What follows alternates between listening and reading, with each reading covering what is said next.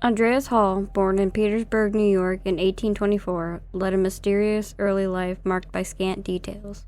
His confession revealed a troubling pattern, a descent into drinking and theft from a young age, with close relatives and friends often falling victim to his actions. At just 16 years old, he contemplated murder as a means to acquire money, but ultimately abandoned the idea for reasons unknown. Following a period of religious enlightenment, he renounced theft and purportedly lived a morally upright life for 2 years. However, upon reaching adulthood, Hall regressed into criminal behavior, engaging in robberies while harboring increasingly intense homicidal inclinations. Despite this, he never acted upon these impulses. He confessed to nearly taking the life of a young man he quarreled with, but ultimately refrained from doing so. In 1847, while traveling alongside Franklin Brown, Andreas Hall found himself in a dispute near Troy that escalated into a violent confrontation. In a fit of rage, Hall killed Brown and stole his belongings before concealing the body in nearby brushland and hastily departing. Overwhelmed by guilt and remorse afterwards, he contemplated suicide until his sister intervened, persuading him to abandon the idea. Hall later married and sought employment in various laborer roles. Then, on July 1, 1848, Hall targeted the home of Noah and Amy Smith, an elderly couple residing in a secluded farmhouse near Petersburg. Aware of the substantial silver goods within the couple's residence, valued at approximately $1,500 from prior work he'd done for them, Hall devised a plan to murder them and steal the valuables. Carrying a wooden spike, he visited the Smiths under the guise of informing Noah about escaped cattle. Once they reached the designated area, Hall fatally struck Noah with the spike. Returning to the house, he requested an axe, then brutally attacked Amy, initially with multiple blows and later inflicting severe neck wounds spanning from ear to ear as she fought for her life. Hall fled the scene after looting approximately $2,000 worth of cash and valuables, which he later sold in New York City. The following day, concerned neighbors discovered Amy's bloodied body upon forcibly entering the house. A search revealed Noah's body in nearby grasslands. Authorities were promptly alerted, initiating an extensive search for the perpetrators of this heinous crime. On July 7, 1848, Andreas Hall and an unidentified books and newspaper peddler were apprehended in Troy on suspicions of the Smiths couple's murder.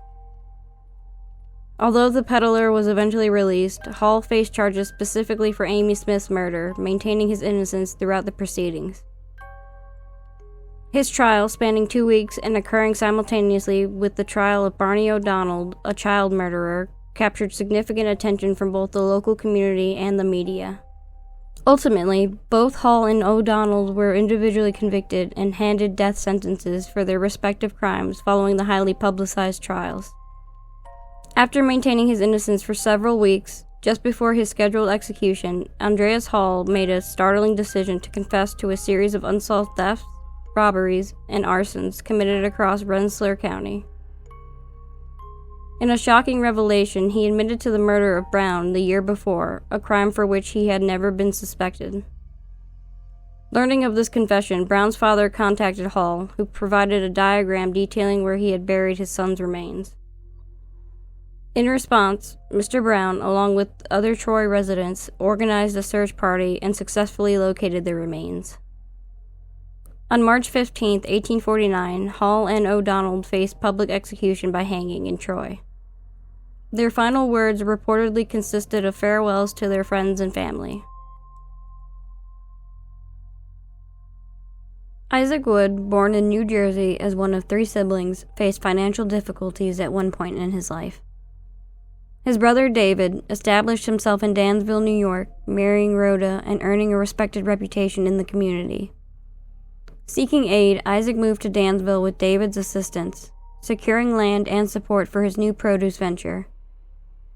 Tragedy struck around June 10, 1855, when, while Rhoda was away, David fell ill and later passed away, initially diagnosed as cholera morbus.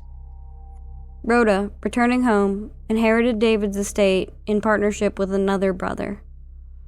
Soon after, Rhoda and her children suffered similar deadly symptoms, resulting in Rhoda's death. Isaac then took on the role of guardian to the surviving children and inherited his late brother's estate. Suspicion arose when a note supposedly penned by David to Isaac was found, containing a $2,500 check that turned out to be a forgery orchestrated by Isaac. Further traces of arsenic were discovered in a building owned by David. Authorities, suspecting foul play, conducted a medical examination on the exhumed bodies of David and Rhoda, finding significant amounts of poison in their stomachs. Though Isaac was the primary suspect in the couple's deaths, he had already departed with his family to New Jersey.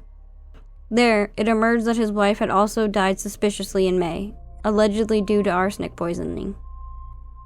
Law enforcement pursued Isaac for approximately 2 years until he was apprehended in January 1857 while working as a farm laborer on an isolated prairie in Illinois.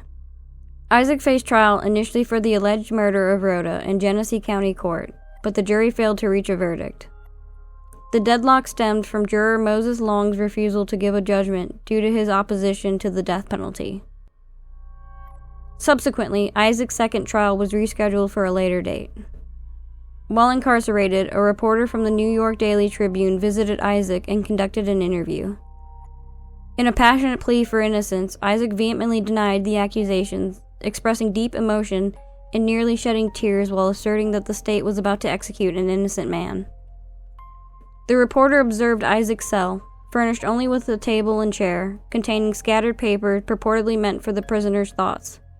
Speculation arose that Isaac, mentally fatigued, struggled to articulate his thoughts coherently enough to put them to paper. Following his second trial, Isaac Wood was found guilty of poisoning Rhoda and sentenced to death. His attempts to appeal the sentence were denied by the presiding judge.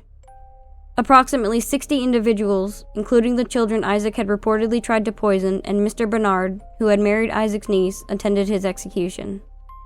As preparations for his execution commenced, Isaac fervently maintained his innocence, proclaiming that only God could judge him. On the scaffold, he began delivering a discourse on human fallibility, which was interrupted by the sheriff reading his death warrant. Afterwards, Isaac was permitted to recite 3 chosen passages from the Bible, engage in prayer with the clergyman, delivered another speech emphasizing God, and bid farewell by shaking hands with those in proximity. He met his demise by hanging from the scaffold, succumbing after 8 minutes of suffocation. His sister placed his body in a coffin, and it was eventually transported to Avon, with later plans to relocate it to New Jersey. Thanks for watching. If you enjoyed this video, please consider subscribing by clicking the red subscribe button below. And don't forget to ring that notification bell so you never miss an update. Your support means the world to us. Please give this video a thumbs up if you liked it. Thanks again for watching, and we'll see you in the next video.